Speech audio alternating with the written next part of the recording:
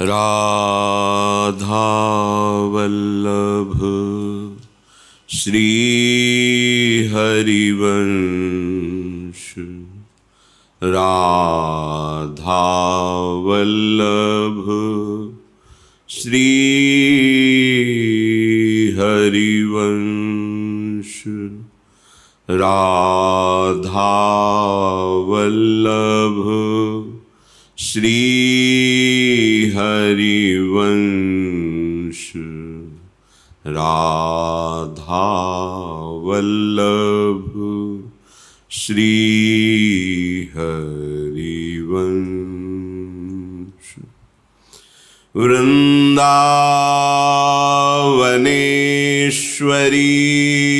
तवैव पदारविन्दम् प्रेमामृतैकमकरन्द रसौघपूर्णम्। हृद्यर्पितं मधुपते स्मरतापमुग्रम्। निर्वापयत् परमो शीतलमाश्रयामि। निर्वापयत् परमो शीतलमाश्रयामि। परमो शीतलमाश्रयामि। राधा राधा राधा राधा। राधा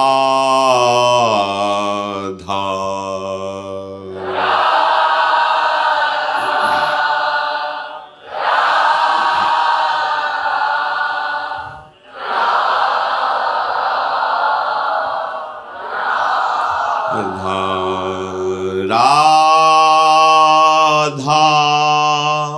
राधा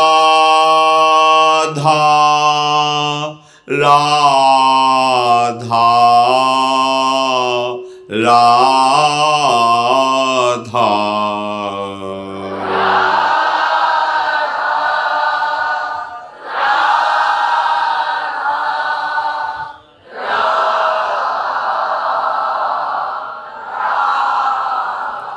राधा राधा राधा राधा।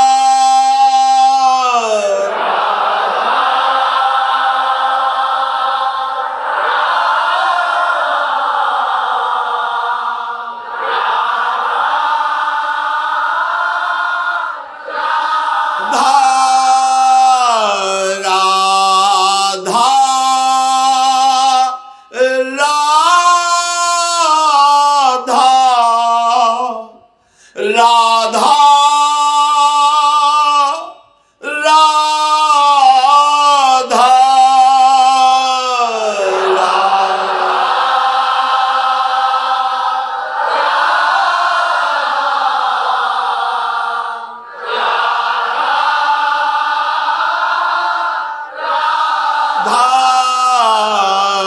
राधा राधा राधा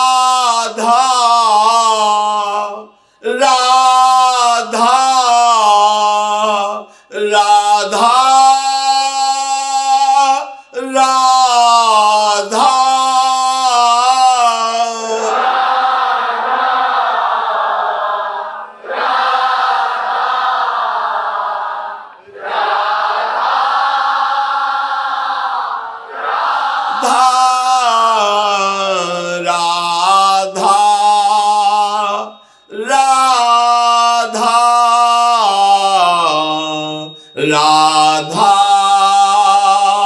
राधा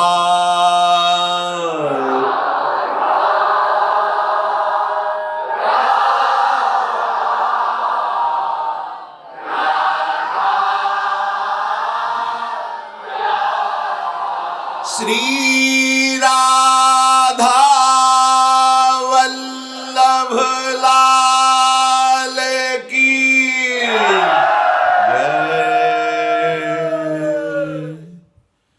परम सच्चिदानंद घन प्रेम आनंद स्वरूप नवनिभृत निकुंज परम पावन श्री वृंदावन धाम, श्री वृंदावन धाम के युगल चंद श्री श्यामा श्याम समस्त हित परिकर अहेतुकी कृपा, ऐसी अहेतुकी कृपा का दांव लग गया है कि यदि हम थोड़ा सावधानी कर ले तो जिस संसार समुद्र से निकलना बहुत ही कठिन है, क्योंकि इसमें बिना बेड़ियों के बेड़ियां पड़ी हुई हैं, बिना हथकड़ी के हथकड़ी पड़ी हुई है।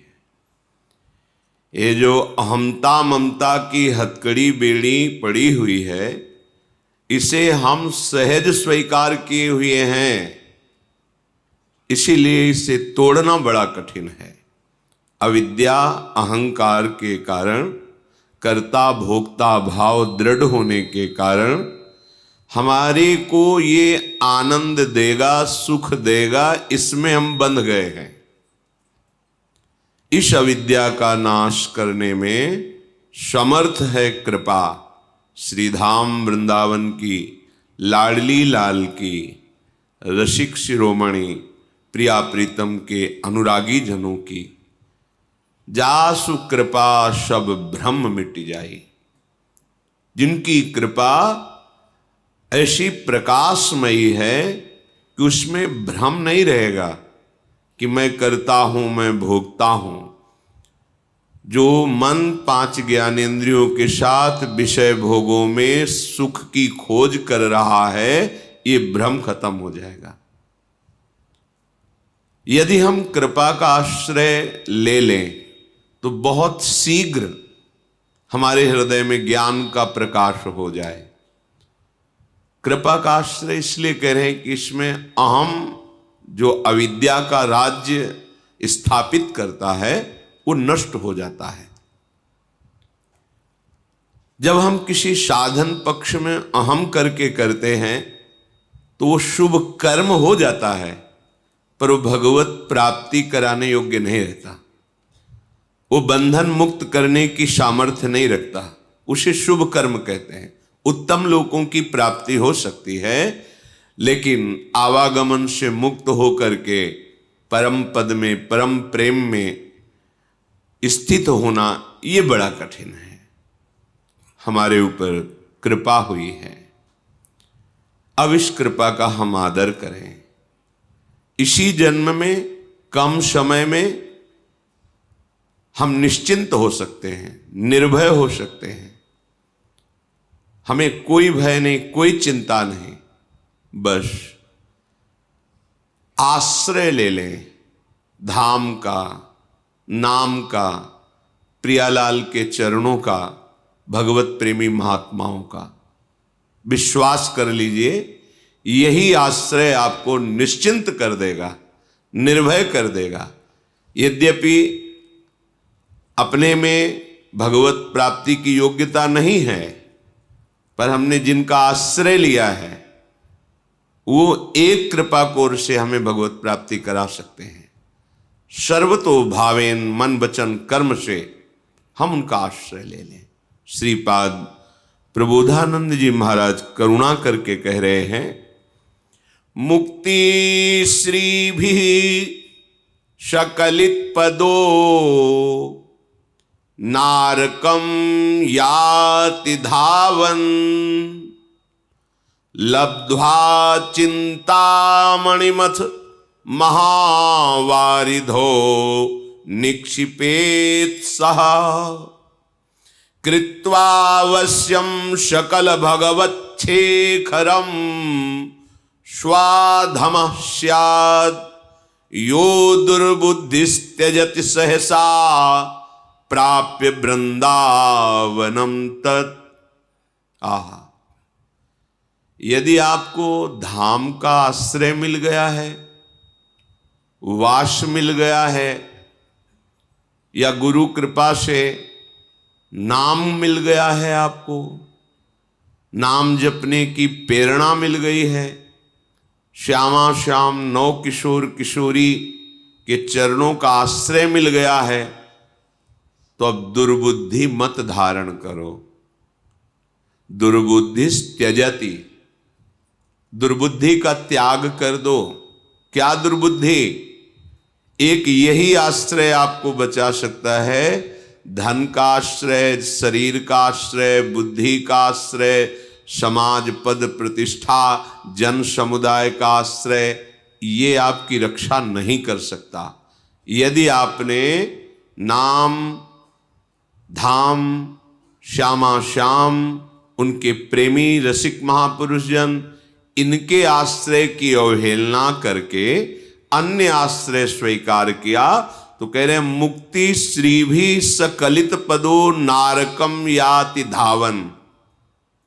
मानो मोक्ष पदवी तुम्हारे हाथ में आ गई थी, पर तुमने उसका त्याग करके नरक की तरफ दौड़ पड़े। धनाभिमान, जनाभिमान और भी कुलाभिमान, विद्याभिमान, रूपाभिमान, बहुत प्रकार से अभिमान का हम आश्रय ले लेते हैं। ये हमें अभिमान दुर्गति प्रदान करता है। संस्कृति के मूल चक्र का यह स्वरूप है।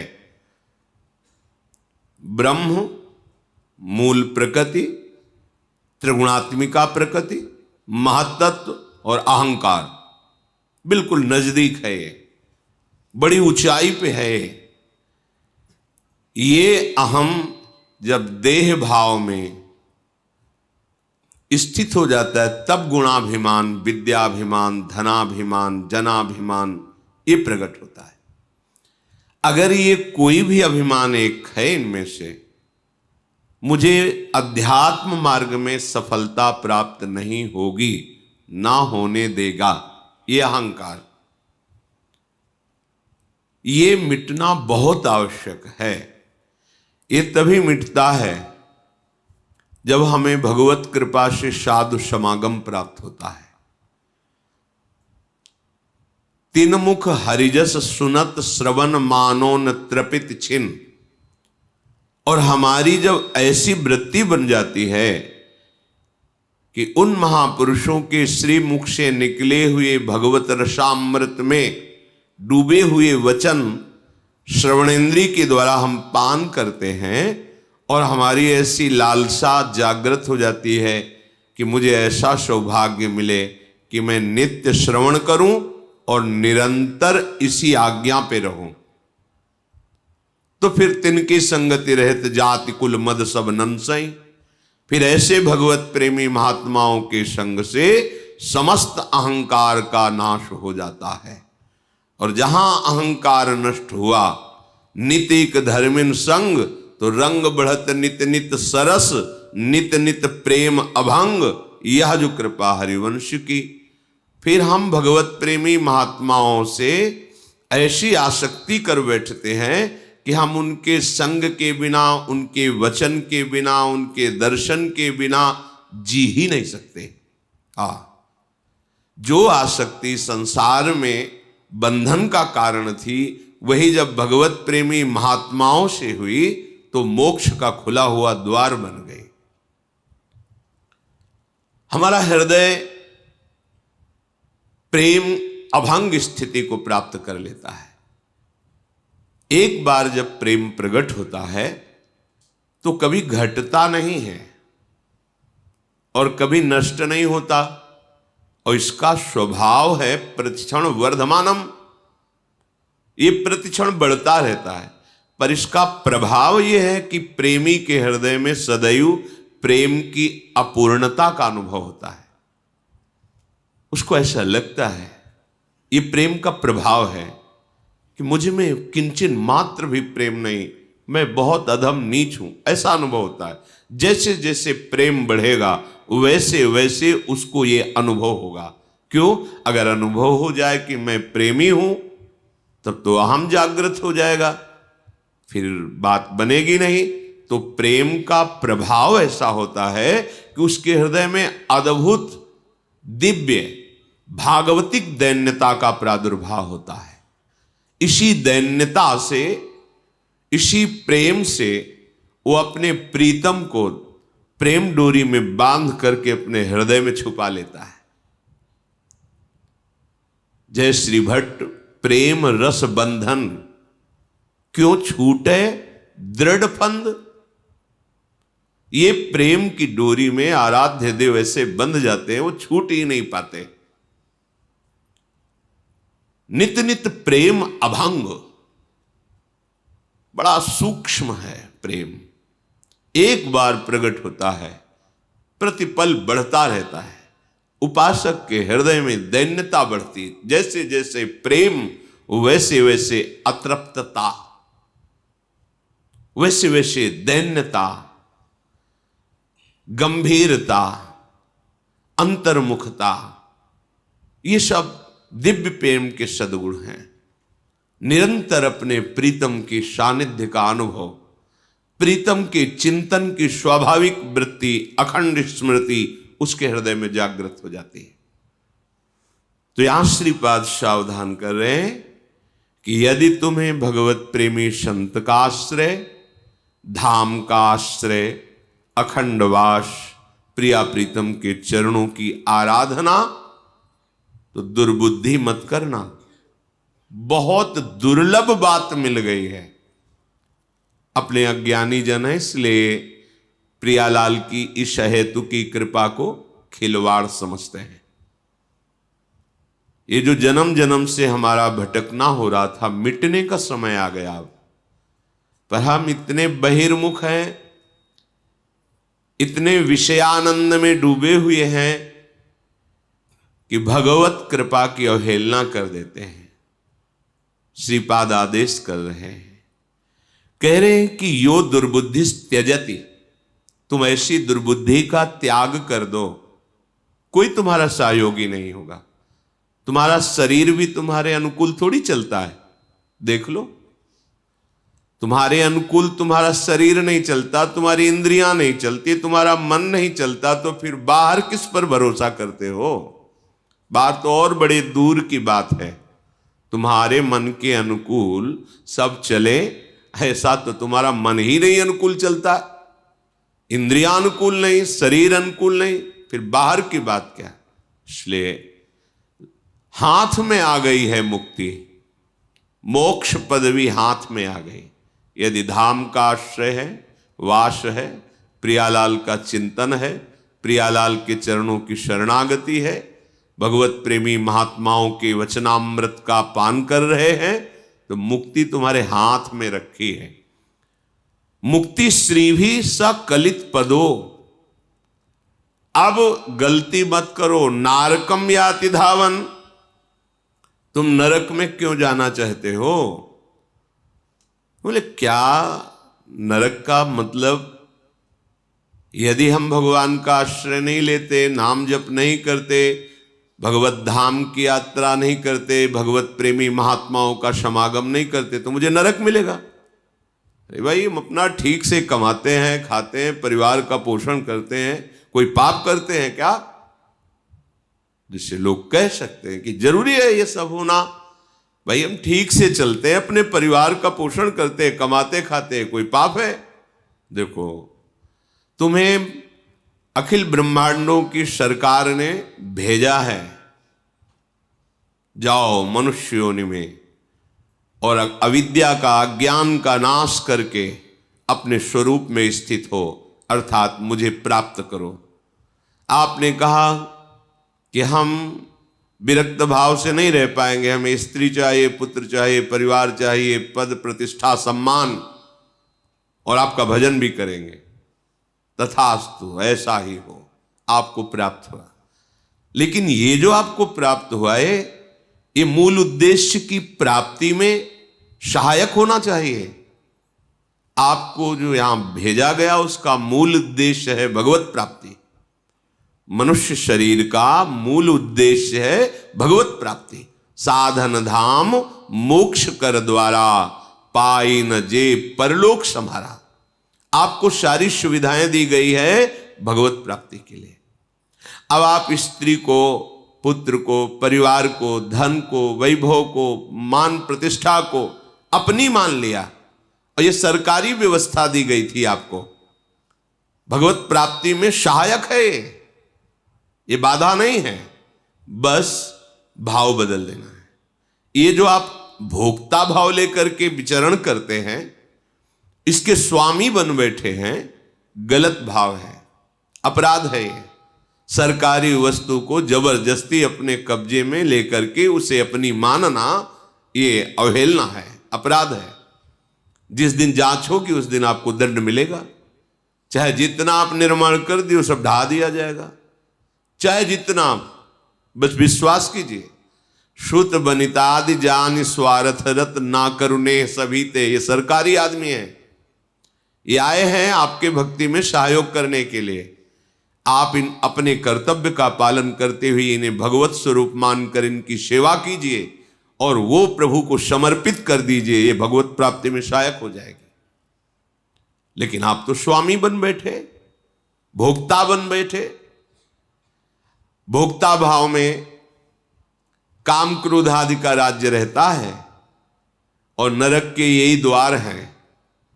त्रिविधम नरकस्येदम द्वारम नाशन मात्मनः कामः क्रोधा तथा लोभा तस्मादेत्रयम् त्यजेत। तो जो श्रीपाद कह रहे हैं कि भगवद आश्रय छोड़कर आप जो ऐसा भाव करता भोक्ता भाव में जा रहे हैं, मानो मुक्ति को छोड़ करके नरक जा रहे हैं। तो आप गए ना नरक, कामा क्रोधा तथा लोभा, इसी में तो है। कामनाओं से युक्त होकर के कभी लोभ में विचरण करते हैं, कभी क्रोध में। कामना की पूर्ति हुई तो लोभ में, लोभ से और लाभ की इच्छा और भोगने की इच्छा। कामना में बाधा पड़ी तो क्रोध, क्रोध आया तो हिंसात्मक वृत्ति, स्मृति का ही नाश हो गया। मैं किस लिए आया था, क्या कर रहा हूं, और बंधन कारक कर्म कर बैठे। तो सावधान, इस दुर्बुद्धि का त्याग कीजिए। लब्ध्वा चिंतामणिमथ महावारिधो निक्षिपेत सह। श्रीपाद कह रहे हैं तुम्हारे हाथ में चिंतामणि आ गई है। श्रीमद राधा रसुधा निधि में महाप्रभु हरिवंश चंद्र जी कह रहे हैं, चिंतामणि प्रणमताम ब्रज नागरीणाम चूड़ामणि कुलमणि वृषभानु नामना। यहां कौन सी चिंतामणि की बात कर रहे हैं? स्वामिनी जी, श्री प्रिया जी। ये लालजू के भी हृदय में परम शीतलता प्रदान करने वाली हैं, जो अखिल लोकों की कामनाओं को पूर्ण करने वाले, परमानंद का दान करने वाले भगवान श्री कृष्ण हैं। उनको भी ये प्रेम का अद्भुत सुख प्रदान करने में समर्थ हैं लाडली जू। तभी तो मांगत लाल लाडिलो नागर, प्रगट भई दिन दिन की चोरी, दान देरी नवल किशोर। चिंतामणि हमारी स्वामिनी जो है, तो स्वामिनी जू से कम नहीं है स्वामिनी जू का नाम। श्री कृष्णचंद्र जू के भाव को भाई जी श्री हनुमान प्रसाद पोद्दार जी ने कहा कि राधा नाम राधा रूप से भी मुझे प्रिय लगता है, राधा से प्रिय लगता है मुझको राधा नाम। अर्थात जब हमारी दिव्या पे आ गया राधा राधा राधा, तो मानो चिंतामणि हाथ में आ गई। चिंतामणि कौन है? हमारी श्री लाडली जू। चिंतामणि किसे कहते हैं? चिंतित पदार्थों को, चिंतित वस्तुओं को, चिंतित भावनाओं को, चिंतित तत्व को प्रदान करने वाली। आप चाहे जो चिंता करें, चिंता रहित कर देती है चिंतामणि। हमारी स्वामिनी जो हमारी चिंतामणि है, उनका चिंतामणि स्वरूप राधा नाम हमारे को गुरुदेव की कृपा से मिला। राधा राधा राधा।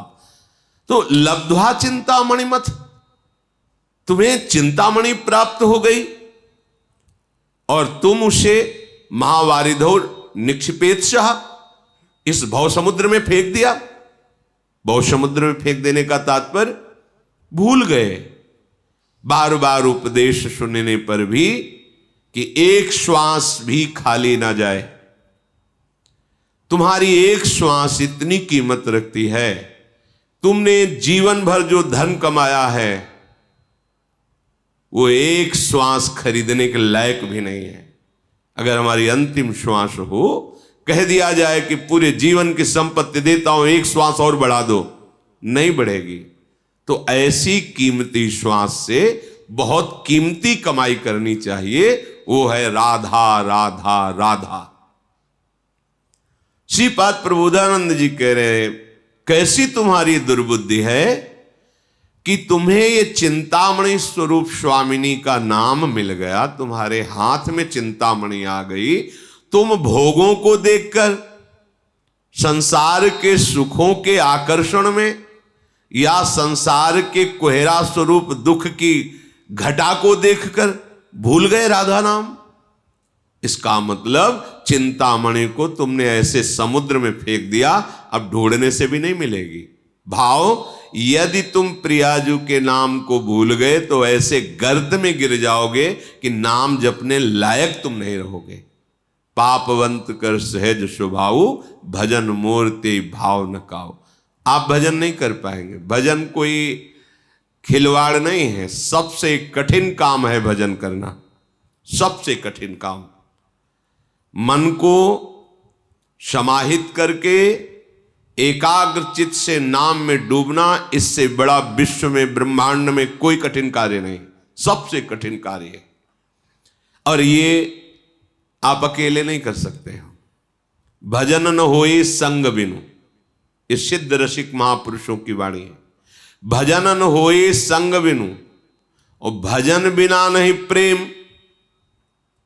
बिना भगवत प्रेमी महात्माओं के संग के, बिना भजनानंदी संतों के समागम के आप में भजन की वृद्धि, भजन की रुचि हो ही नहीं सकती, नहीं हो सकती। भजन न होई संग बिन, और भजन बिना नहीं प्रेम। इसलिए छिनहु भजन न छाड़िए, धरिए ध्रुव यह नेम। ये नियम ले लो कि चिंतामणि है राधा नाम, आप जो चाहेंगे मिल जाएगा पक्का। वो अभी आप के दुष्कृत नाश नहीं हुए, वासनाएं नष्ट नहीं हुई, इसलिए आप ये अनुभव नहीं कर पा रहे जो हम कह रहे पक्का। ऐसा नहीं कि हमें सब अनुभव हो गया हो, पर जैसे है 1 किलोमीटर दूर पर ध्वजा मंदिर की दिखाई दे रही है तो ऐसा लगता है मानो नजदीक आ गए हैं।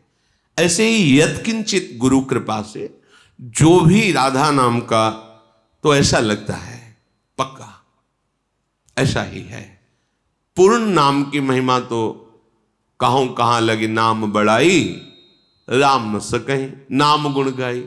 स्वयं नामी भी अगर चाहे तो अपने नाम की महिमा का पूर्ण वर्णन नहीं कर सकता। फिर अपने लोग तो अधम जीव हैं, गुरु कृपा से कुछ किनका मिलता है पूर्णता। तो जब स्वयं पूर्ण नामी नाम की महिमा का पूर्ण वर्णन नहीं कर सकते तो अपने अपूर्ण कैसे पूर्ण का वर्णन कर सकते हैं? क्यों अपूर्ण? क्यों? क्योंकि वाणी एक सीमित है। जैसे सीपी से समुद्र को उलीचा नहीं जा सकता सीपी, ऐसे ही प्राकृतिक ब्रह्मा के द्वारा रची हुई बुद्धि से अप्राकृतिक चिदानंद प्रेम रसधाम नाम का पूर्ण वर्णन नहीं किया जा सकता। जितना भी वर्णन है वो यत्किंचित मात्र है। ऐसे राधा नाम चिंतामणि को आपने सुना, आपके कान के द्वार से आपके हृदय में पहुंचा, पर आपने आदर नहीं किया। भोगों की, विलासिता की, अहंकार की इन वृत्तियों में ऐसे बहते रहे कि राधा नाम भूल गए। तो बोले आपको मानो चिंतामणि हाथ में दे दी गई और आपने महासमुद्र में फेंक दिया। समुद्र का तात्पर्य अब आप चाहे जितना खोजो नहीं मिलने वाला, क्योंकि अथाह है ये संसार समुद्र, अथाह है। इसमें ऐसी तरंगे हैं कि बहते इतने दूर चले जाओगे कि ना सुनने लायक रहोगे और ना जपने लायक रहोगे। प्रत्यक्ष का प्रमाण नहीं, आप देख लीजिए। कृत्वा वश्यम शकल भगवत शेखरम स्वधाम स्याद। श्रीपाद कह रहे हैं ये जो वृंदावन धाम है, ये भगवत अवतारों के जो शेखर हैं, शिरोमणि हैं, वो मूल निकुंज बिहारी जी हैं। ये जो निकुंज बिहारी ठाकुर हैं, इन्हीं से सब अंश कला अवतार प्रकट होते हैं। भागवत में श्री भगवान व्यास देव जी ने वर्णन किया कि भगवान श्री कृष्ण इन्हीं के अंश से सब। तो हमारे नवनिवृत्त निकुंज विलासी जो रसिक शेखर भी हैं और रस समुद्र भी हैं, उनको प्राप्त कराने में समर्थ है ये आश्रय। धाम का आश्रय, धाम का वास, श्यामा श्याम के चरणों की शरणागति और भगवत प्रेमी महात्माओं का संग, ये धाम का आश्रय। आप कहां सत्संग सुन रहे हैं? धाम में। आप किससे सत्संग सुन रहे हैं? श्यामा श्याम के चरण रज आश्रित जनों से। आप कहां बैठे हैं? ब्रह्मेश्वरादि सुदरूह पदारविंद श्रीमत् पराग परमाद्भुत वैभवाया।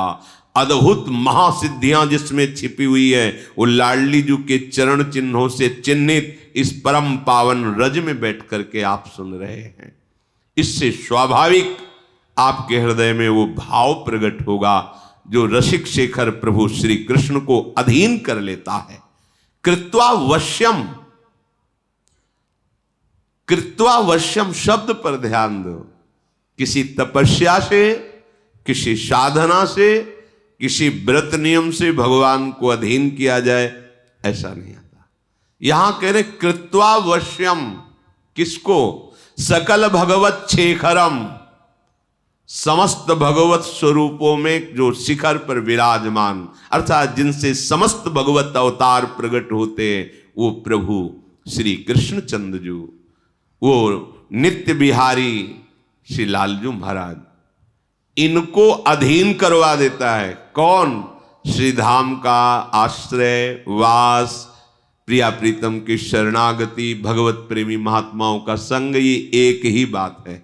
इसे कई शब्दों में कहा जाता है, एक ही बात। जैसे भक्तमाल जी के रचयिता ने गान किया, भक्ति भक्त भगवंत गुरु चतुर नाम बपु एक, इनके पद बंदन किए नासत विघ्न अनेक।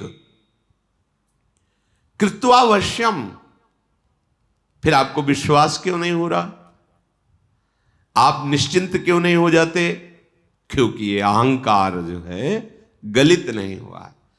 नहीं, अभी इसी क्षण जब हम एक नौका पर बैठते हैं तो हमें नदी पार होने में कोई डर नहीं लगता, क्योंकि भरोसा है इस केवट ने बहुतों को पार किया है, सुदृढ़ नाव है, और हम हंसते खेलते बात करते तरंगों का आनंद लेते हुए उस भयावह दरिया से पार हो जाते हैं।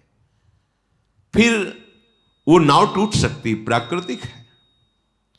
वो केवट असावधान हो सकता है क्योंकि वो मनुष्य है, तूफान भंवर में फंस सकती है, भयावह है, फिर भी आप निश्चिंत हो जाते हैं। लेकिन यहां केवट अविनाशी है, नाम अविनाशी है। आज तक जो इस नाव में बैठा कभी डूबा ही नहीं, भव समुद्र में सब पार हो गए, फिर आपको विश्वास नहीं होता। श्री हरिवंश प्रताप नाम नौका निज खेवक, स्वयं प्रभु खेने वाले हैं और उनकी नाम रूपी नौका का आश्रय लेकर हम बैठ गए हैं। अब हमको क्या चिंता?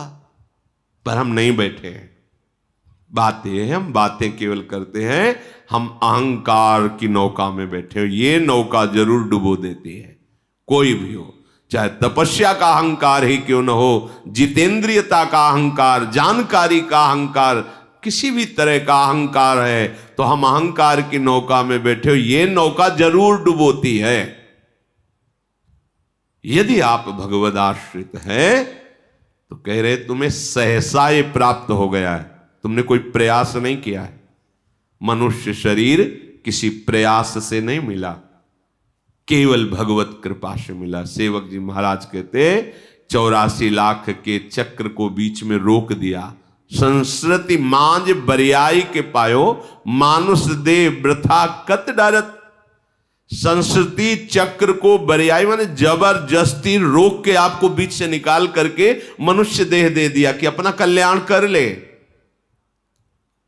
पर हमें ये बात समझ में नहीं आती कि हमारा शरीर दुखों से मुक्त होने के लिए मिला है और हम सुख प्राप्ति हेतु तो वही आचरण करते हैं जिससे और दुख मिल जाए और दुख में बंध जाए। प्रभु से विमुख होकर कोई भी आप आचरण करें वो आपको बांध देगा, दुखों में बांध देगा, चाहे भले शुभ आचरण क्यों न हो, क्योंकि शुभ आचरण से आपको उत्तम लोक मिलेंगे। उन लोगों की आपके पुण्य बल से भोगों की वृत्तियां जो जो रही वो भोग आएंगे, और जब उन भोगों को भोग कर आसक्त होगे, आपका पुण्य क्षीण होगा, तो जबरदस्ती धक्का मार के हटा दिए जाओगे। उस समय जो दुख होता है तो परिणाम क्या मिला शुभ का, दुख ही तो मिला, फिर मृत्यु लोक में आ गए, बात बनी नहीं।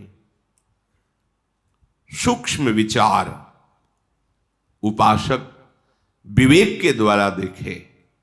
भगवत विमुख कोई बड़े से बड़ा शुभ कर्म भी आपको सुख नहीं दे सकता। देवराज इंद्र की पदवी में विराजमान जो हुए महाराज नहुष अपने पुण्य प्रताप से, उन्हीं ने ऐसी गलती कर दी, भोग विलासिता की वृत्ति, जो उनको अजगर योनि में, पीछे आपने महाभारत चरित्र में सुना था, पांडवों के चरित्र में।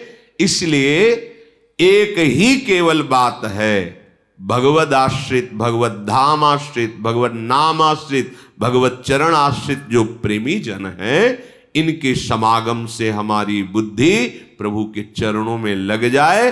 अन्यथा यो दुर्बुद्धिस, ये दुर्बुद्धि नारकम याति धावन, तुम्हें नरक की तरफ घसीटती हुई ले जा रही है। ध्यान दीजिए, अब आपकी दुर्गति का समय नष्ट हो गया है। अब आपके आवागमन चक्र का अंतिम जन्म है, क्योंकि भगवान ने संत समागम दिया, धाम आश्रय दिया, नाम जपने की प्रेरणा दी। अब चूकना मत, यदि अब दुर्बुद्धि करोगे तो पता नहीं किस युग में, किस कल्प में ये अवसर मिलेगा जो अभी अपने को मिल रहा है। सावधान होकर प्रिया प्रीतम के नाम को निरंतर जपे और जितना बन सके परम पावन धाम में अपना समय व्यतीत करे, चिंतन में या शरीर सहित चिंतन में, दोनों बातें हैं। आश्रय लेकर बाहर रहते हुए चिंतन में या धाम वास करते हुए चिंतन में। धाम वास कर रहे चिंतन प्रपंच और संसार का अभी ठीक बात बनी नहीं। हमारा तन और मन दोनों से धाम वास होना चाहिए। तन से नहीं हो रहा कोई चिंता की बात नहीं, पर मन से तो आप कर ही सकते हैं, और मन जहां होता है वहीं उपस्थिति मानी जाती है। चलते हैं, मार्कंडेय जी काम्यक वन में महाराज युधिष्ठिर को वनवास के समय बता रहे हैं कि आपको ही कोई ऐसा कष्ट नहीं। स्वयं भगवान श्रीहरि जब राम रूप में अवतरित हुए तो देखो उनका कैसा कैसा पावन चरित्र, कैसी कैसी भारी समस्याएं प्रकट हुई है। इसलिए महाराज आप दुखी मत हो। मार्कंडेय जी सुना रहे हैं भगवान राम का पावन चरित्र। प्रसंग चल रहा है, तीर्थराज प्रयाग पहुंच चुके हैं श्री भरत जी महाराज राम दर्शन हेतु। प्रयागराज जी की महिमा को जानते हैं भरत जी कि धर्म अर्थ काम मोक्ष सब कुछ देने में समर्थ है तीर्थराज प्रयाग। भरत जी ने कहा कि क्षत्रिय कुल में रघुवंश में जन्म हुआ, इसमें हाथ फैलाना निषेध है। पर मांगो भीख त्यागी निज धर्मो, आरत काहन करे कुकर्मु, अस जिय जानी सुजान सुदानी, सफल करहि जग जाचक बानी। हे तीर्थराज प्रयाग, मांगना मेरा स्वभाव नहीं है। मुझे जो जिस कुल में जन्म मिला है रघुवंश में, उसमें हाथ फैलाना स्वभाव नहीं, धर्म के विपरीत आचरण है। फिर भी आज मैं हाथ पसार कर आपसे भीख मांग रहा हूं। आप मुझे एक वरदान दीजिए जो आपके पास है। अर्थ धर्म काम मोक्ष ये मुझे नहीं चाहिए। अर्थ न धर्म न काम रुचि, गति न चहो निर्वाण, जन्म जन्म रति राम पद, यह बरदानु न आन। हे परम पावन तीर्थराज प्रयाग, आप कृपा करके मुझे आशीर्वाद दीजिए, मुझे भिक्षा दीजिए कि मेरे कर्म के अनुसार बार बार जन्म हो, जहां भी हो, मैं अपने प्राण प्यारे श्री राम जी के चरणों की अविरल भक्ति से युक्त हूं, प्रभु के चरणों का मुझे प्रेम प्राप्त हो।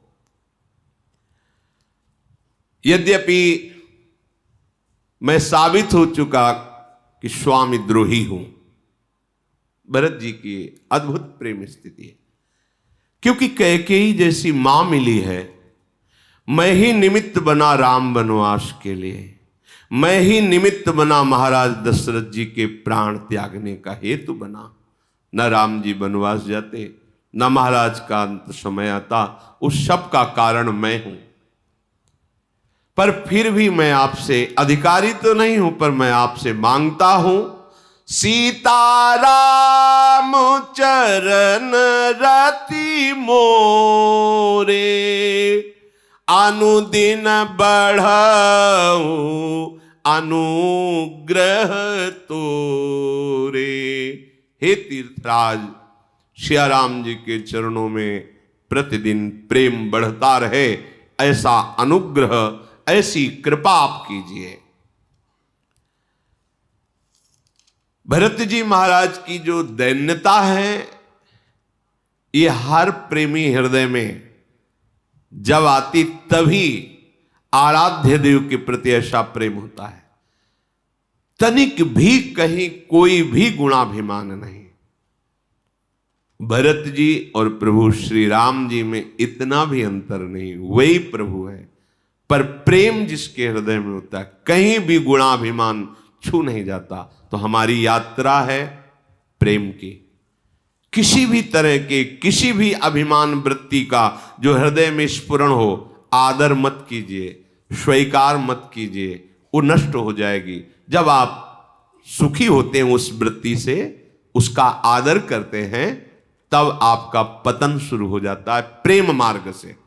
प्रेम दुर्लभ वस्तु है। मेघ चाहे जन्म भर चातक की याद न करे, मांगने पर जल की जगह वो वज्र पत्थर बरसावे। क्या चातक की रटन में कभी कमी होती है क्या? नहीं, उसका और प्रेम बढ़ता रहता है। ऐसा उपासक होता है भगवत प्रेम मार्ग का। जीवन भर उसको ये दुख विपत्ति संकट पे संकट देते रहे, कभी आनंद कभी परमानंद की वृत्ति ना दे, तो भी प्रेम प्राप्ति की लक्ष्य वृत्ति रखने वाला उपासक प्रतिपल आनंदित होता हुआ आगे बढ़ता जाएगा। आज तक तो कभी दर्शन दिए नहीं, आज हृदय जल रहा है, ये प्रेम ही नहीं, ये सब रोने धोने वाले लोग हैं। प्रेमी बहादुर होते हैं, सीधा वार हृदय में सहते रहते हैं और आह भी नहीं निकलती, आह भी नहीं निकलती। जिए सराह सराह जय हो आपकी। यद्यपि वो पाषाण वर्षण कर रहा है, जबकि वो पी पी कह करके एक बूंद जल मांग रहा है, वो जल की जगह गर्जना करके मानो डांट रहा है, पाषाण वर्षण। लेकिन चातक के पंखों में जब ओले गिरते हैं तो समझता मेरे मेघ का स्पर्श है, उसे दुलार नजर आता है। भगवान के द्वारा दी हुई प्रतिकूलता भक्त उसे उपहार समझता है, दुलार समझता है। ये सांसारिक बुद्धि से क्यों में उसे नहीं समझ में आता, ये हृदय की बात है प्रेमियों की। उसका प्रेम बढ़ता रहता है। जैसे तपाया जाए तो स्वर्ण में चमक और बढ़ती है, ऐसे ही प्रीतम के प्रेम निर्वाह करने वाले उपासक के ऊपर जितनी प्रतिकूलता आती है उसका और प्रेम गौरव को प्राप्त होता है और बढ़ता है। ये बात समझनी पड़ेगी। भजन तो करते हैं पर हृदय जलता रहता है, कोई काम बनता नहीं है, अश्रद्धा हो रही है। आप कहते हैं सब नाम से पूर्ण हो जाता है, मेरा विश्वास डगमगा रहा है। अरे था कब विश्वास तेरा? डगमगाए तो तब जब ना हो। तेरा विश्वास तो भोगों में है, तेरा विश्वास तो अनुकूलता में है, तेरा विश्वास तो जहां विश्वास नहीं करना चाहिए वहां है, इसलिए डगमगाया। नहीं तो जिनको विश्वास है ना, तो आप भी स्वयं विश्वास नहीं हटा सकते। जिनके लिए विश्वास है आप भी नहीं डिगा सकते। मिलो ना मिलो ये आपकी इच्छा की बात है, लेकिन हमारे एकांतिक प्रेम को, एकांतिक निष्ठा को आप भी नहीं हटा सकते। बोले फिर तुम्हें हम नरक देंगे, तो हम वहां भी बोलेंगे जय श्री राधे। हमारी निष्ठा को अब आप नहीं हटा सकते, क्योंकि आपकी चाहत, आपकी प्रियता अपनी तरफ से है। आप मुझे देखें तो आप मेरे प्यारे, आप मेरे अनुकूल चलें तो आप मेरे प्यारे, आप मेरे मन की कामनाएं पूर्ण करें तो आप मेरे प्यारे, हम आपको एक बार हाथ जोड़े, आप 2 बार जोड़े तो आप हमारे प्यारे। ये प्रेम नहीं, ये तो वाणिज्य व्यापार है। भगवान श्री कृष्णचंद्र जी के शब्दों में कि जो प्रेम करने वालों से प्रेम करते हैं वो तो व्यापार। आप हमें चाहते हैं, हम आपको चाहते हैं। हमारा जो प्रेम मार्ग है वो आपकी क्या इच्छा इससे नहीं कि आप हमें देखें, आप हमें दुलार करें, आप हमारे सामने हमारी बड़ाई करें, हमारे अनुकूल चले तो जय हो, आप हमारे प्रेमी नहीं। आप हमारे सामने ही दूसरे को प्यार करें और सभा में धक्का मार के निकाल दें, मैं नहीं तुझे प्यार करता, फिर भी मैं तुम्हें प्यार करूंगा, फिर भी अपने जीवन को आपके ही चरणों में न्यौछावर करूंगा। चातक का उदाहरण दे रहे, पी पी कर रहा है, पानी की जगह वो ओले बरसा रहा है, गर्जना करके डांट रहा है, फिर भी वो कैसी निष्ठा। कुछ पक्षियों ने देखा उड़ता हुआ चातक जा रहा है, बोले आओ बैठ जाओ, थोड़ा विश्राम कर लो। बोले नहीं, ये वृक्ष जो है बाहरी जल से सींचा गया है, ये सीधे मेघ से सींचा हुआ वृक्ष नहीं है, इसलिए नहीं बैठूंगा, क्योंकि मैं मेघ से प्यार करता हूं। आगे बधिक ने देखा उड़ता जा रहा है, बाण मारा तो गंगा की धारा में गिरा, चोंच ऊपर कर ली। पक्षियों ने पूछा चोंच ऊपर क्यों किए? भागीरथी का पावन जल तेरी चोंच में चला जाएगा, तू पवित्र मुक्त हो जाएगा, कल्याण हो जाएगा। बोले नहीं, मेरा नाम चातक है, मैं सिर्फ मेघ से बरसे हुए जल को लेता हूं, मरते दम तक गंगा का एक बूंद भी अपनी चोंच में नहीं आने दूंगा। ये है, इसे कहते हैं प्रेमी। चातक का उदाहरण प्रेमी से दिया गया है। प्रेम एक अलौकिक वस्तु है, इसमें स्वार्थ की गंध नहीं है। जहां थोड़ा भी स्वार्थ होता है वहां अभी प्रेम प्रकट नहीं हुआ। प्रेम का स्वभाव होता है मर के मिट के भी अपने प्रीतम को सुखी करना, प्रीतम से सुख लेना नहीं, प्रीतम को सुखी करना।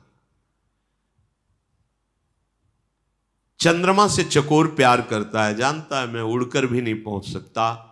विचार किया क्या करूं, कैसे मेरे प्रीतम चंद्रमा का मुझे स्पर्श प्राप्त हो। तो ठीक है, मैंने सुना है भगवान शंकर चिता की भस्म की लेप करते हैं। चिता भस्मालेपो गरल मशनम दिक्पट धरो जटाधारी कंठे भुजगपतिहारी पशुपति कपाली भूतेशो। तो मैं राख बन जाऊं तो शायद भगवान शंकर मेरी चिता की राख को ऐसे लगाएंगे तो मस्तक में द्वितीया का चंद्रमा विराजमान है, मुझे मेरे प्रीतम से मिलन हो जाएगा। आहा, ये प्रीति का स्वरूप। वो भस्म होना चाहता है, अपने प्रीतम के मिलन के लिए अपने प्रिय शरीर को अग्नि में जलाना चाहता है। मीठो कहा अंगार में जाहि चकोर चबाए, अंगार खाता है चकोर। मैं भस्म हो जाऊं और मेरी शरीर की राख को देवाधिदेव महादेव जब मस्तक पर धारण करेंगे तो वही चंद्रमा विराजमान है, मेरा प्रिय चंद्रमा मुझे मिल जाएगा। जैसे स्वर्ण तपाने पर वो और चमकता है, ऐसे भगवत प्रेमी महात्मा के सामने जब प्रतिकूलताएं आती हैं तो उसका और यशवर्धन होता है, उसका और प्रेम वर्धन होता है। भरत जी के ऐसे दैन्य वचन सुनकर के त्रिवेणी में मंगलमयी वाणी प्रकट हुई और कहा, तात भरत तुम सम विधि साधु, राम चरण अनुराग अगाधु, बादी गलानी करहु मन माही, तुम सम राम ही को प्रिय नाही। आकाशवाणी हुई संगम त्रिवेणी में, हे तात भरत तुम सब प्रकार से साधु हो, तुम्हारा हृदय अथाह राम प्रेम में डूबा हुआ है, तुम तो व्यर्थ में ही ग्लानि कर रहे हो। तुम्हें पता है श्री राम जी को तुम प्राण प्यारे हो, तुम्हारे समान राम जी को और कोई प्रिय नहीं है। तन पुल क्यों ही हरसि सुनी, बेनि बचन अनुकूल, भरत धन्य कही धन्य सुर, हर्षित बरसहि फूल। जय हो ऐसा कह के देवता लोग भरत जी पर पुष्प बरसा रहे हैं। ये वाणी सुनकर कि तुम्हें राम जी बहुत प्यार करते हैं, भरत जी के तन में रोमांच हो रहा है, आंखों से अश्रु बह रहे हैं। तीर्थराज प्रयाग में जितने भी रहने वाले ब्रह्मचारी, वानप्रस्थ, गृहस्थ, उदासीन, सन्यासी आदि हैं, सब दौड़ दौड़ करके भरत जी के दर्शन करने आते हैं।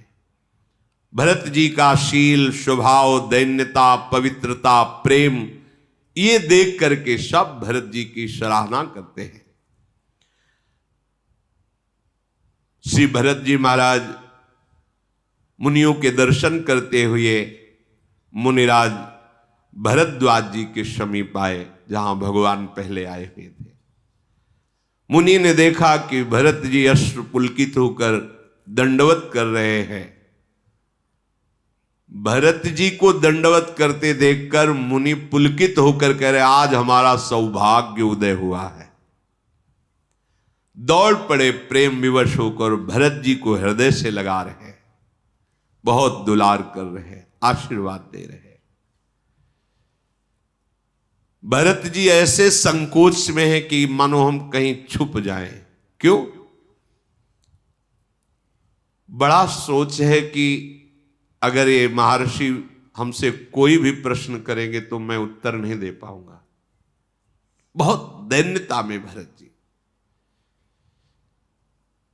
भरद्वाज ने कहा, कुछ पूछने की जरूरत नहीं, मुझे सब पता है, आप संकोच मत कीजिए, आपको कुछ बोलने की जरूरत नहीं इस विषय पर। ये कैसे हो गया? क्या तुम्हारी सम्मति नहीं थी? क्या तुम्हें पता नहीं था कि तुम्हारे राज तिलक को लेकर श्री राम का वनवास निश्चित किया गया है? अगर ऐसे कुछ प्रश्न हुए तो मैं क्या उत्तर दूंगा? भरत जी ऐसा भरद्वाज जी नहीं, सुनो, हमें सब कुछ पता है।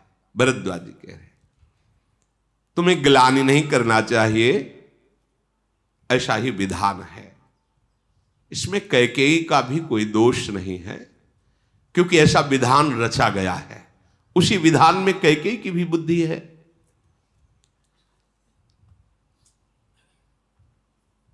जो विद्वान हैं, वेदमत को जानने वाले हैं,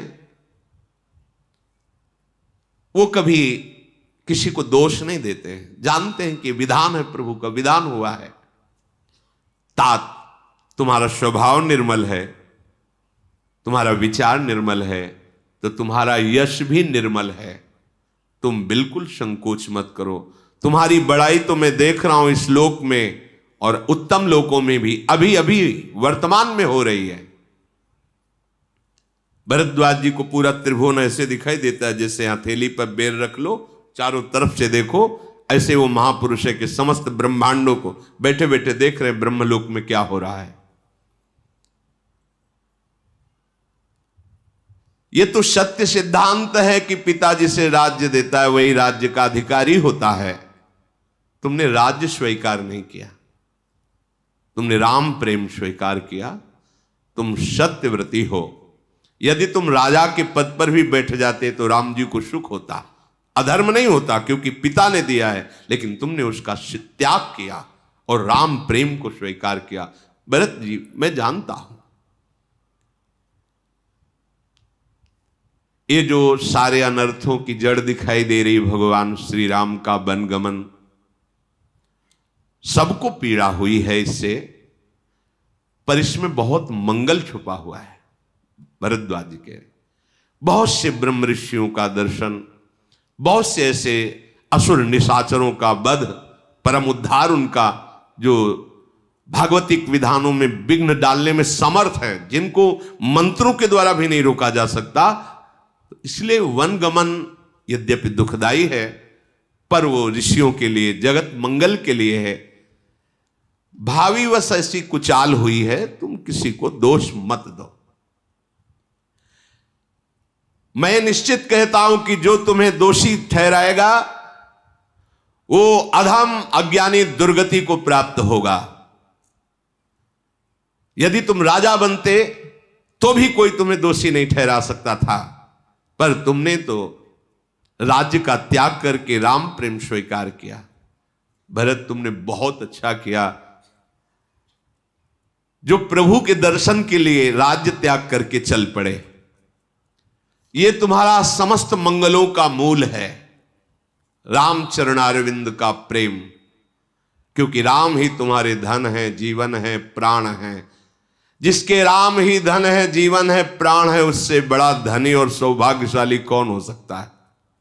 यह है जिसे वेद और लोक दोनों जगह सुख प्राप्त करना हो तो ऐसा धन कमाओ जो कभी नष्ट ना हो, वह है नाम धन। ऐसा आश्रय लो जो हर समय आपको बचाएगा, वह श्री हरि चरणों का आश्रय। ऐसा बल जिनके बल से सब बलवान होते हैं, वो प्रभु का बल। काहे को भूल करते हो?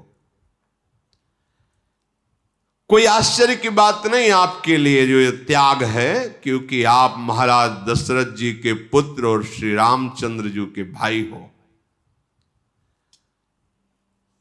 सुनो भरत, तुम्हारे प्रति राम जी कितना प्यार करते हैं ये मैं अंदर से देखा हूं। रात्रि में जब सियाराम लक्ष्मण एक जगह बैठे बात कर रहे थे तो मैं पीछे कुटिया से सुन रहा था। रात भर तुम्हारी ही चर्चा करते रहे। तब मुझे पता लगा कि कितना प्रेम करते हैं सियाराम जी आपसे। भरत जी पुलकित हो रहे हैं बात सुनकर, क्योंकि लग रहा था प्रभु का स्वभाव तो करुणामय है, पर मैं स्वामी द्रोही ठहराया गया। मेरी ऐसी उत्पत्ति हुई कि इससे उनको लेकर के, मेरे को, राज तिलक को लेकर अंदर बड़ा संकोच था। जब भरद्वाज के मैं रात भर सुना, सियाराम आपकी ही बात केवल कर रहे थे। और तुम्हें बताऊं एक गुप्त बात, जब स्नान कर रहे थे राम जी, तो जैसे कोई मंत्र या इष्ट देव का नाम उच्चारण करता है, ऐसे ही वो भरत भरत कह के डुबकी लगा रहे थे। जाना मरम न हाथ प्रयागा, मगन हो ही तुम्हारे अनुरागा। तुम्हारे प्रेम में डूबे हुए भरत भरत ऐसा कहते हुए डुबकी लगा रहे थे। ये मैंने देखा।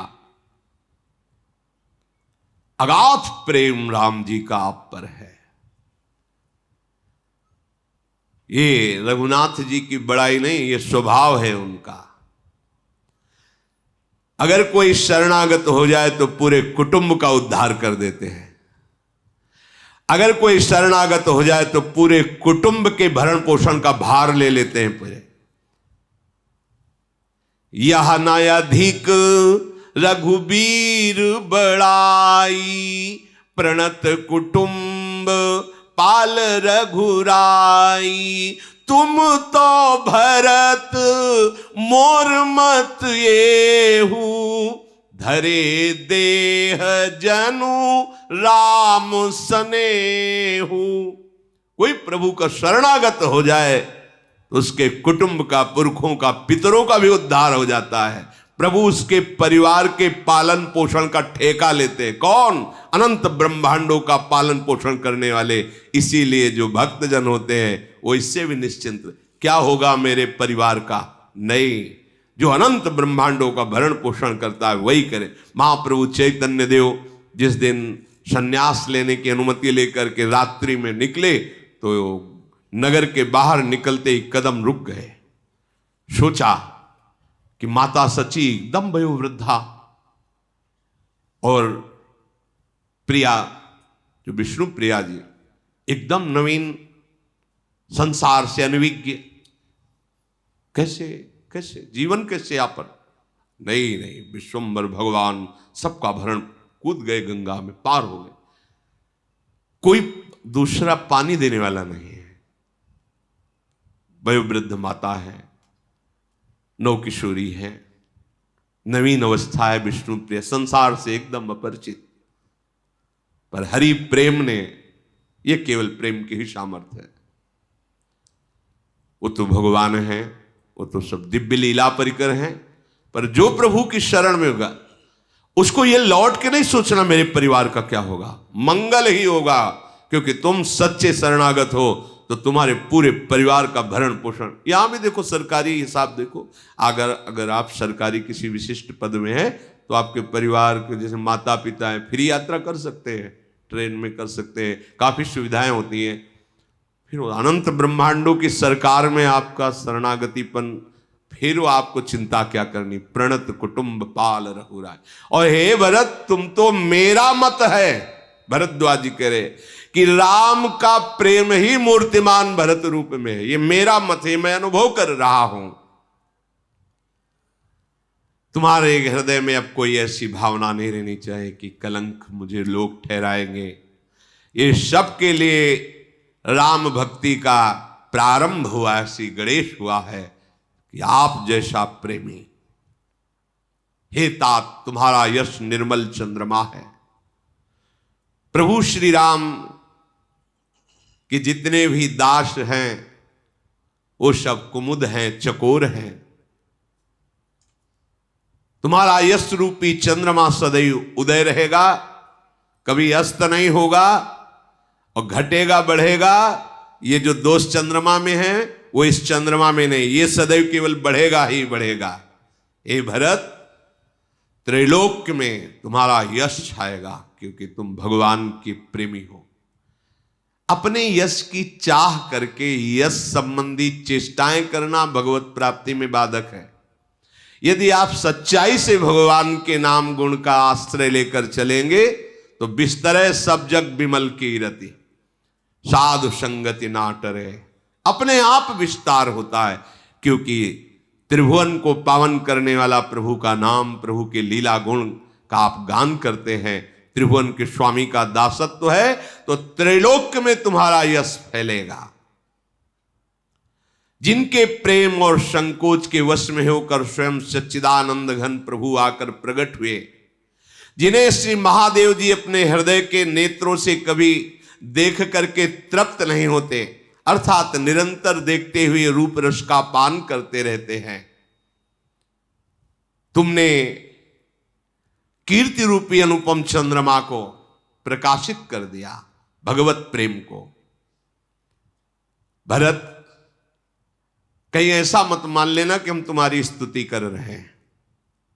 भरद्वाज जी कह रहे, सुनहु भरत हम झूठ न काहि, उदासीन तापस बन रही, सब साधन कर सुफल सुहावा, लखन राम सिय दर्शन पावा, तेहि फल कर फलु दरस तुम्हारा, सहित प्रयाग सुभाग हमारा।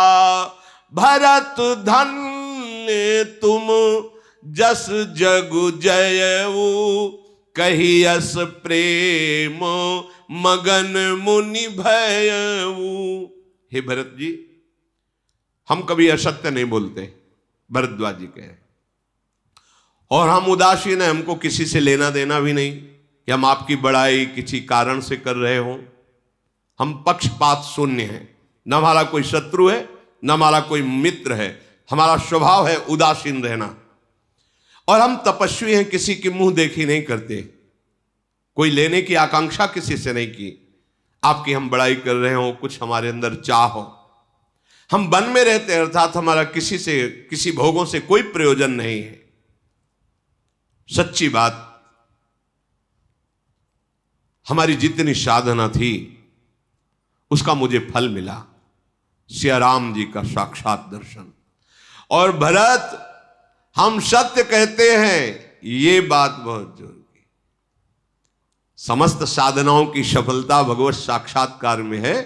भरद्वाज जी ने कहा, मैं सत्य कहता हूं, उदासीन रहता हूं, वनवासी हूं, तपस्वी हूं, किसी लोभ प्रलोभन से मैं किसी की स्तुति नहीं करता। पर भरत, जितनी साधना थी उसका फल मिला, सियाराम का दर्शन। और सियाराम दर्शन का फल जो मुझे मिला वो तुम्हारा दर्शन मिला। ये है भगवत प्रेमी का दर्शन का स्वरूप। आराध्य देव के दर्शन का फल मिला, आपका दर्शन। आज प्रयागराज अपने भाग्य सराह रहा है, बड़भागी हुआ क्योंकि आप जैसा प्रेमी पधारा। भरत, तुम धन्य हो, तुमने सारे जगत को जीत लिया है। ऐसा करके भरद्वाज जी प्रेम मगन हो गए। भरद्वाज जी के वचन सुनकर समस्त आए हुए अयोध्या के जन और वन के ऋषि मुनि वानप्रस्थ ब्रह्मचारी सन्यासी आदि साहब जय हो साधुवाद साधुवाद ऐसा कह रहे हैं। भरत जी का तन पुलकित है, मन सियाराम के प्रेम में मगन है, नेत्रों से अश्रु बह रहा है। मुनि मंडली को प्रणाम करके भरत जी बोले, मुनियों का समाज है और तीर्थों का राजा प्रयागराज है। अगर यहां कसम भी खाई जाए तो अपराध लगता है। यहां कसम खाने की जरूरत, जैसे बोले ना कि हम तो तीर्थराज प्रयाग की सौगंध खा, यह अपराध है। क्योंकि यहां कुछ भी बोलो सौगंध खाने की जरूरत नहीं, सत्य ही बोलना जाएगा। क्योंकि तीर्थराज, ये तो श्रीधाम वृंदावन है जहां प्रयाग में मस्तक रगड़ता है आकर। अगर इस स्थान में कुछ भी बनाकर कहा जाए तो उससे बड़ा पाप और नीचता क्या होगी। मैं सच्चे भाव से कहता हूं, आप सब सर्वज्ञ हैं और मेरे स्वामी श्री राम हृदय की बात को जानने वाले हैं। मुझे माता कैकेयी के करने का कुछ भी सोच नहीं है। मेरे मन में इस बात का भी दुख नहीं कि मुझे कोई कैकेयी पुत्र कहेगा। इस बात का भी भय नहीं कि मेरा लोक निंदा करेगा और परलोक बिगड़ जाएगा। और मेरे पिताजी पधार गए, इस बात का भी उतना शोक नहीं, क्योंकि पिताजी का जैसा महान कौन हो सकता है, जिसके राम जैसे पुत्र और राम विरह में प्राण त्याग दिए। लोक लोकांतरों में उनके यश का गान हो रहा है। बस मुझे एक हृदय में जो भारी पीड़ा हो रही हो इस बात की कि बिना पादुका के सियाराम जू लखन जू नंगे पैर वनवास, वलकल वस्त्र, मिले तो कंद मूल फलों का आहार, पृथ्वी पर कुश की साथरी पर सोना, सर्दी गर्मी वर्षा सब वृक्षों के नीचे सहना। मेरी छाती फटी जाती इस दुख से। ये मैं सब सह लूंगा, ये मैं सहन नहीं कर पा रहा कि मेरे आराध्य देव, मेरे प्राणाराध्य राम सिया ऐसे। मुझे अब ना नींद आती है, ना मुझे चैन मिलती है, न किसी बात से मुझे संतोष होता है। मैंने बहुत खोजा पर कोई उपाय समझ में नहीं आ रहा कि मैं इस अशांति से, जलन से, दुख से मुक्त हो पाऊं। 14 भुवनों में मुझे कुछ अब सुख शांति नजर नहीं आ रही। ये मेरे लिए सारा का सारा कुठाट ही लग रहा है। यदि आप सबकी कृपा से श्री राम जी राज्याभिषेक स्वीकार करें और लौट आवें तो अयोध्या बच जाएगी, मेरे प्राण बच जाएंगे और ये जलन मिट सकती है, अन्यथा दूसरे कोई उपाय से नहीं। भरत जी के वचन सुनकर सब सराहना करते हैं। भरद्वाज जी ने कहा सोच मत करो, तुम्हें रघुनाथ जी के जब दर्शन होंगे तो ये जलन मिट जाएगी, देख लेना। भरद्वाज जी ने अपनी ऋषि मंडली के द्वारा कंदमूल फल एकत्रित करवाए थे, वो सब समर्पित किए, पर हृदय में बड़ा संकोच है भरद्वाज जी के कि इतने बड़े अतिथि पधारे हैं, पूरे अयोध्या के सब सैनिक, अयोध्यावासी सब, और कंदमूल फल जंगली, उनसे क्या होगा। इतने में ही समस्त सिद्धियां हाथ जोड़कर खड़ी हो गई भरद्वाज जी के सामने और कहा कि मैं बहुत समय से आपकी आज्ञा का इंतजार कर रही थी, पर आपने दृष्टिपात ही नहीं किया, क्योंकि सिद्धियों को स्वीकार स्वसुख वांछा के लिए करने से भगवत प्राप्ति में बाधा हो जाती है। ये सिद्धि कोई अच्छी चीज नहीं है, माया का आखिरी बाण है जिसमें तपस्वी उपासक को गिरा दिया जाता है। कई तरह की सिद्धियां होती, दूसरे के मन की बात को जान लेना, बहुत दूर की बात को सुन लेना, एक समय में कई जगह उपस्थित हो जाना, जहां प्रवेश द्वार है ही नहीं वहां से निकल जाना, बहुत तरह की सिद्धियां होती हैं। एक भी सिद्धि स्वीकार कर ली जाए तो भगवत प्राप्ति में बाधा हो जाती है। रिद्ध सिद्धि पेरे बहु आई, बुद्धि लोभ दिखावे भाई, होए बुद्धि जो परम सयानी, तिन तन चितई न अनहित जाने। ये अनहित करने वाली हैं, भगवत प्रेम नहीं प्राप्त होने देंगी। जो बड़े बड़े योगियों में ऐसा कुछ, वो कोई सम्मान के लिए नहीं, स्वाभाविक सेवा में सिद्धियां उपस्थित हैं, वो सम्मान के लिए नहीं। स्वीकार करना एक अलग चीज हो जाती है। हमने भ्रमण के समय कई संतों के चरणों के दर्शन किए हैं जो सिद्ध महापुरुष, ऐसी सिद्धियों के ब्रह्मबोध संपन्न महापुरुष तो समझ ही नहीं पाएंगे आप। ये ऐसी ऊंचाई की सिद्धि है कि इसके लिए तो बहुत गुरु कृपा, भगवत कृपा चाहिए, तब उस संतों को पहचान पाओगे। नहीं, उनकी बालवत चेष्टा है, आप जान ही नहीं सकते कि ये त्यागी बैरागी किस कोटि के महापुरुष है। ऐसे किया, पूरी सभा सुगंध से युक्त हो गई। आप बोलिए कौन सी सुगंध चाहिए? ऐसे किया सुगंध, ऐसे किया, चांदी के सिक्के, सोने के सिक्के गिरते चले जा रहे हैं भरी सभा में। बड़े से कई ऐसे चमत्कार, और वो सिक्के किस काम में आएंगे? बैंक में तो बहुत जमा है, बैंक है ना, इतने चमत्कार से क्या होगा? हम तो उसकी उपासना कर रहे थे जिसने एक पलक झपकते ही अनंत ब्रह्मांडों को रच दिया, और उसको हम प्रेमाधीन करना चाहते थे, हम उसके सानिध्य को प्राप्त करना चाहते थे। और लग कहां गए?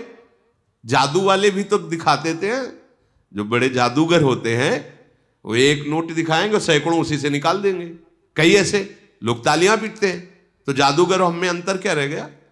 क्या अंतर रह गया? कई तरह के जादू गांव में छोटे मोटे तो देखे ही है। वो लोग ऐसे मनोरंजन करते ना, हाथ में रुपया दिया, कान में मारा और कान से रुपया निकाल दिया। कई ऐसे दृश्य, ये कोई बड़ी बात नहीं है। माया के द्वारा रचित पदार्थों को दर्शन करा देना या कोई अलौकिकता है, कोई खास बात। साधु का चमत्कार क्या होता है? हम कैसे जाने के साधु चमत्कारी है? हमारा विषयी मन जो भोगों में रत है, पापाचरण में रत है, बलात् उसे खींचकर प्रभु के नाम रूप लीला धाम में लगा देना, यह महात्मा का चमत्कार होता है। यह चमत्कार किसी और सिद्धि से नहीं होता, ये केवल भगवत चरणारविंद की अनन्य निष्ठा से होता है। दूसरा कोई और चमत्कार है क्या? उसका महत्व क्या है? देख नहीं रहे हो? सूर्य चंद्र ये सब चमत्कार ही तो है मेरे मालिक का, इससे बड़ा चमत्कार क्या होगा? फैक्ट्रियां लगी हैं जहां इत्र की, कन्नौज में, तो जब गंगा किनारे भ्रमण कर रहे थे तो उधर रास्ता नहीं था, तो ऊपर से चढ़ के निकलना पड़ता था। जो फैक्ट्री की नालियां निकल रही थी उनसे सौरभ निकल रहा था, क्योंकि इत्र की। आप सोचो हमारे प्रभु के श्रीअंग का कैसा सौरभ होगा, हम उसको प्राप्त करने के लिए निकले हैं। अगर ऐसे ऐसे करने से कोई सौरभ निकलता है, कौन सी बड़ी बात है।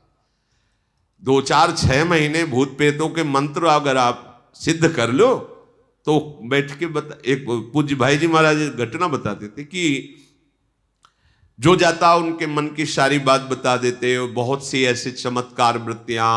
वो एक थे तो जो भाई जी से किसी ने कहा कि बहुत सिद्ध महापुरुष हैं और उनके पास जाओ तो नाम लेके पुकारते हैं, अमुक। आश्चर्य हुआ ना कि हमने तो नाम लिखाया नहीं, फिर भी नाम बता रहे। तुम वहां से आए हो, इतने बजे चले थे, अच्छा आज ये पाके चले थे और ये सोच के चले थे, आओ आओ बट कोई समस्या। महाराज जी हम बता रहे हैं तुम्हारी ये समस्या है, ऐसा ऐसा। बोले महाराज वो तो सर्वज्ञ भगवान है वो। भाई जी फिर गए। भाई जी महाराज तो भगवत चरणारविंद के प्रेम रस की सिद्धि के प्राप्त महापुरुष। जब वो अपनी सभा से निवृत्त हुए, सभा के पीछे गए, तो भाई जी ने कहा आपका बहुत यश सुना, बहुत नाम सुना, तो आपके दर्शन हेतु आए। महापुरुषों का एक प्रभाव होता है, वो अंदर से कांप रहे थे। अरे नहीं नहीं आप क्या कह रहे हैं, हमारे दर्शन क्या, हम तो नाटक करते हैं। बोले नाटक कहाँ, तुम तो सत्य बात बता देते हो अमुक जगह से। वो बोले मैं नहीं बताता हूँ।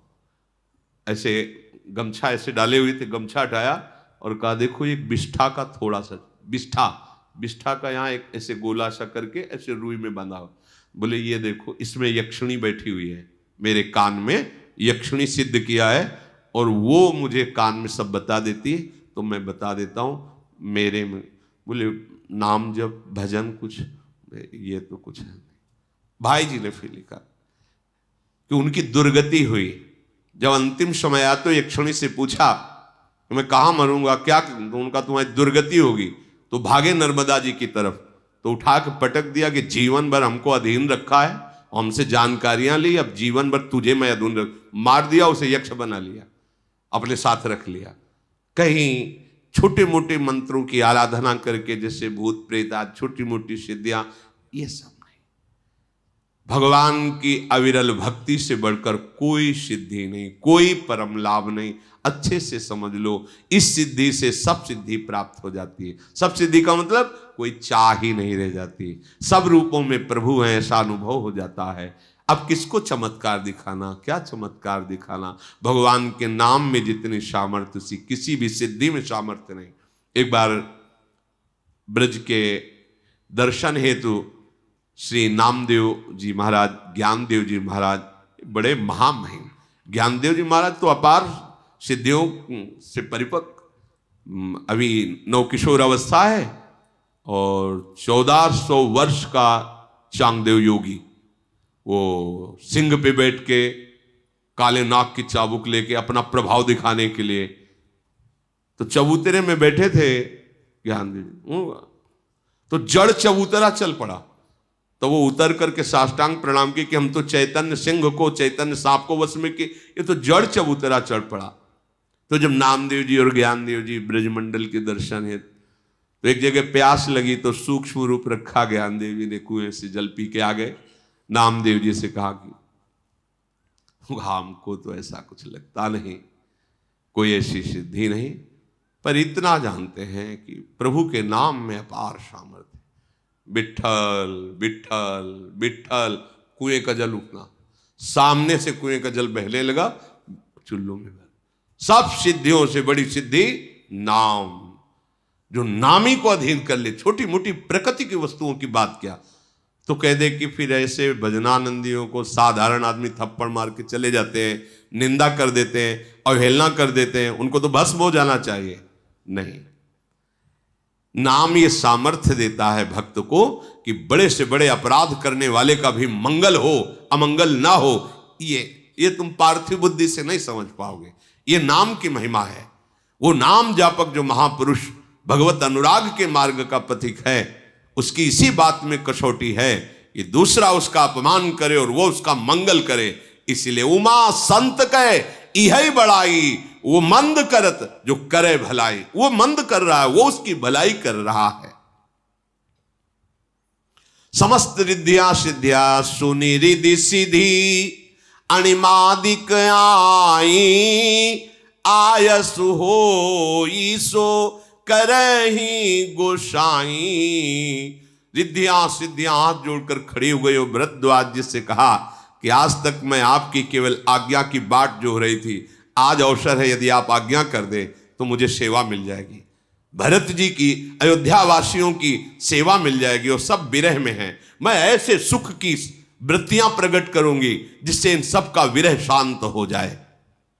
भरद्वाज जी ने मुस्कुरा करके कहा, ठीक है, अतिथि पधारे हैं, करो पहुनाई करो, इनका स्वागत करो।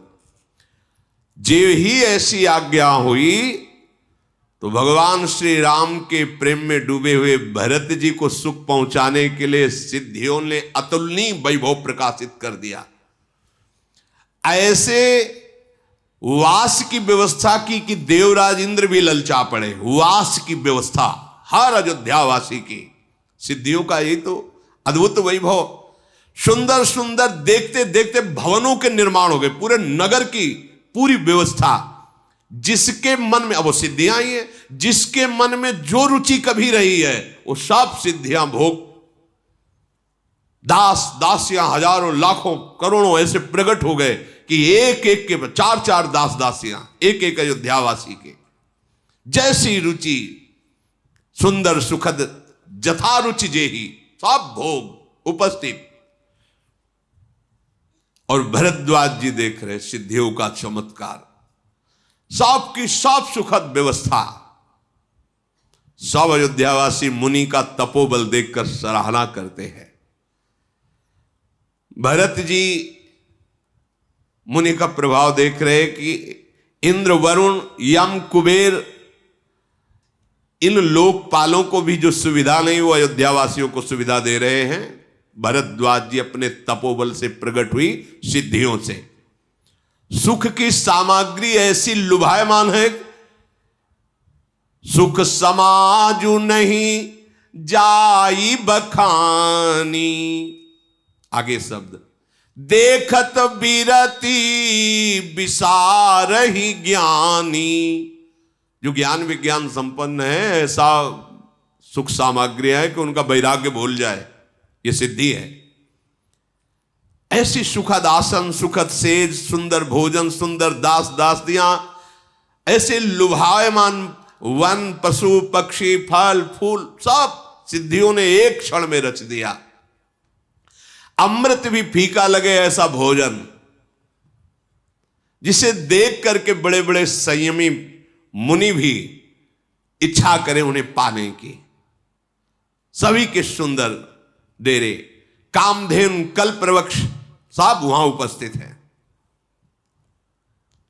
बसंत ऋतु का प्रभाव, शीतल मंद सुगंध वायु,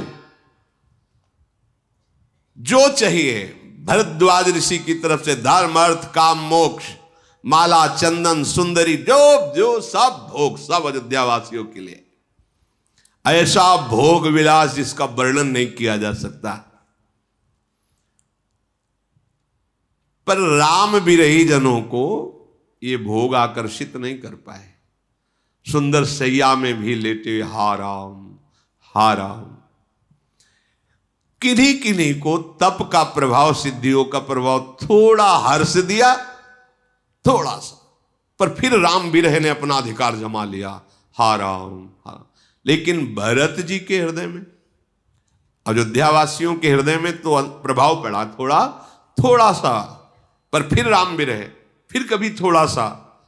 लेकिन संपत्ति चकई भरत चक मुनि आय सुखिलवार, तेहि निसी आश्रम पिंजरा, राखे भाभिनुसार। ये सब सिद्धियों का विलास चकवी है और भरत जी चकवा है, और मुनि का ये खिलवाड़ जो है, आश्रम रूपी पिंजड़े में मानो दोनों को बंद कर दिया। पर चकवी चकवा का कभी रात में मिलन नहीं होता। एक पिंजड़े में बंद कर दो तो ये इधर मुख ये रहेगी, ये इधर मुख ये रहेगी। तो बोले भरत जी की प्रति भरद्वाज जी की आज्ञा रूपी खिलवाड़ से सिद्धियों ने समस्त भोग वैभव रचा, लेकिन रात भर कोई भी प्रभाव किसी सिद्धि सुख का भरत जी के हृदय पर ऐसे नहीं पड़ा जैसे खिलवाड़ में एक पिंजड़े में चकवा चकवी को बंद कर दिया जाए तो एक इधर मुख उधर मुख, अर्थात राम विरह में रात भर आंसू टपकते रहे। ये सिद्धियों का चमत्कार कुछ भी हृदय में तनिक भी आकर्षण नहीं पैदा कर पाया। रात व्यतीत हो रही, प्रातः काल का समय आ रहा है। शेष चर्चा की। श्री राधा वल्लभ लाल की जय।